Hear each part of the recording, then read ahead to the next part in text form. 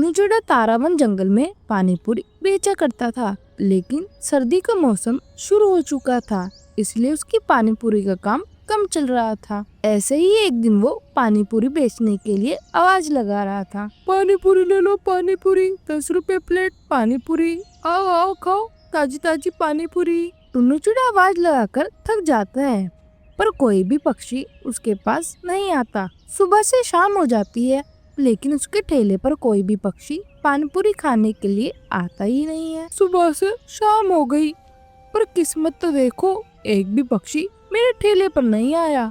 मुझे तो समझ ही नहीं आ रहा कि मैं अपना घर कैसे चलाऊंगा भला। टुन्नू चिड़ा खुद से बातें बोल ही रहा था कि तभी यहाँ पर बुलबुल आ जाती है। अरे भाई, कितने की दे रहे हो पानी पूरी? बहन जी 10 रुपए प्लेट है, आपके लिए लगा दूं?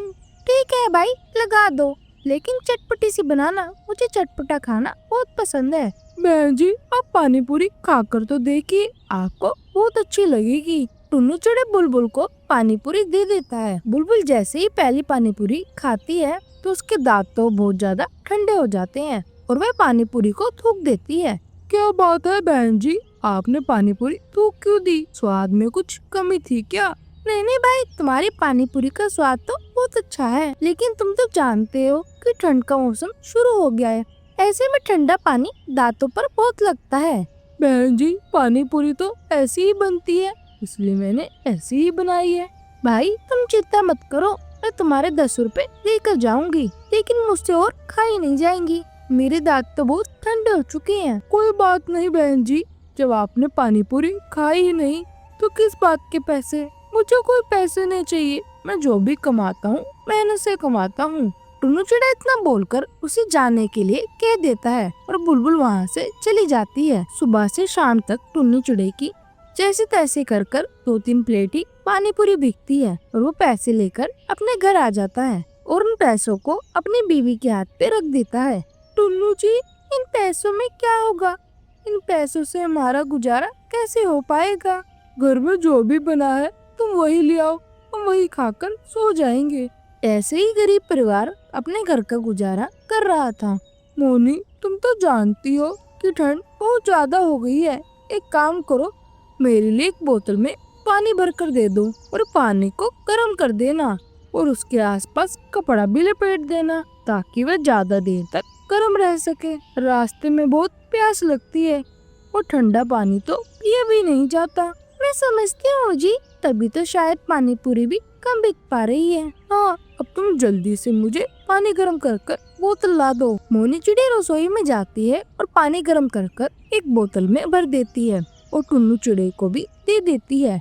टुन्नू चिड़ा भी उस ठेले पर बोतल को रखकर पानी पूरी बेचने के लिए जंगल में चला जाता है।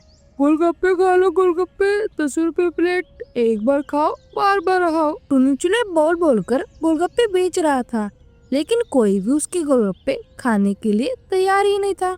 टुन्नू चिड़े को प्यास लगती है और वह गर्म पानी की बोतल को देखकर सोचता है कि इतने ठंडे मौसम में जब ठंडा पानी मैं नहीं पी पा रहा तो लोग गोलगप्पे कैसे खाएंगे भला? मुझे उन लोगों के बारे में कुछ न कुछ सोचना पड़ेगा। बहुत सोचने के बाद टुन्नू चिड़े के दिमाग में एक तरकीब आती है और वह खुद से कहता है, अगर मैं सर्दी के मौसम में गर्मा गर्म गोलगप्पे बनाकर बेचूं तो लोग जरूर उसे पसंद करेंगे, क्योंकि लोगों को ठंडे पानी से दिक्कत है, मेरे गोलगप्पे से नहीं। यह सोचकर अब टुन्नू चिड़ा अपने गर्म पानी की बोतल को गोलगप्पे के पानी में मिक्स कर देता है, जिससे गोलगप्पे का पानी गर्म हो जाता है।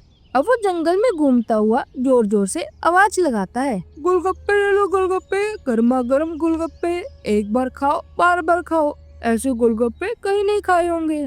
टुन्नू चिड़ा ऐसे ही आवाज लगा रहा था। कुछ ही देर में उसके पास पक्षियों का झुंड लग जाता है, जो उससे कहते हैं, अरे भाई, लगता है मैंने तुम्हारी बात को सुना नहीं ध्यान से।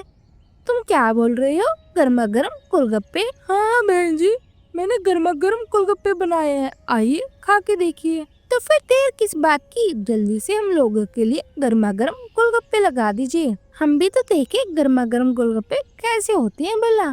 जरूर ये गोलगप्पे अनोखे होंगे, तभी तो इनका नाम इतना अनोखा रखा है आपने। जिसके बाद टुन्नू चिड़ा उन सबको गर्मा गर्म गोलगप्पे खिला देता है और गर्मा गर्म गोलगप्पे खाकर पक्षी कहते हैं, अरे वाह क्या गोलगप्पे हैं, ऐसे गोलगप्पे तो मैंने जिंदगी में कभी नहीं खाए। सर्दियों के मौसम में तो गोलगप्पे खा ही नहीं पा रही थी, क्योंकि सर्दी की वजह से गोलगप्पे खाने का मन ही नहीं करता था। भैया मेरे लिए तो तुम रोज आ जाए करो, अब से मैं रोज तुम्हारे हाथ के ही गोलगप्पे खाया करूंगी। सच में ऐसा अनोखे गोलगप्पे खाकर तो मुझे ही आ गया, बड़ा स्वाद है तुम्हारे गोलगप्पे। प्यारे दोस्तों, इस कहानी को लाइक और अपने दोस्तों के साथ शेयर करना ना भूलें और हमारे छोटे से परिवार में जुड़ने के लिए चैनल को सब्सक्राइब करना बिल्कुल मत भूलना। आपका धन्यवाद।